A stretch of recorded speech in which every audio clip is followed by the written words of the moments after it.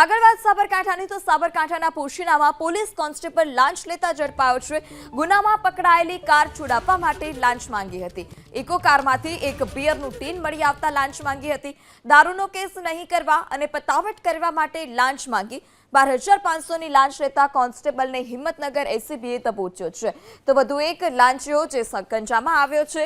ગુનામાં પકડાયેલ કાર છોડાવવા અને બિયરનું ટીન મળતા તેણે લાંચ માંગી હતી। ગુનો ન નોંધવા માટે તેણે લાંચ માંગી હતી। 12,500ની લાંચ લેતા કોન્સ્ટેબલને હિંમતનગર એસીબીએ દબોચ્યો। આગળ વાત સાબરકાંઠાની તો સાબરકાંઠાના પોશીનામાં પોલીસ કોન્સ્ટેબલ લાંચ લેતા ઝડપાયો છે। ગુનામાં પકડાયેલી કાર છોડાવવા માટે લાંચ માંગી હતી। ઇકો કારમાંથી એક બિયરનું ટીન મળી આવતા લાંચ માંગી હતી। દારૂનો કેસ નહીં કરવા અને પતાવટ કરવા માટે લાંચ માંગી 12,500ની લાંચ લેતા કોન્સ્ટેબલને હિંમતનગર એસીબીએ દબોચ્યો છે।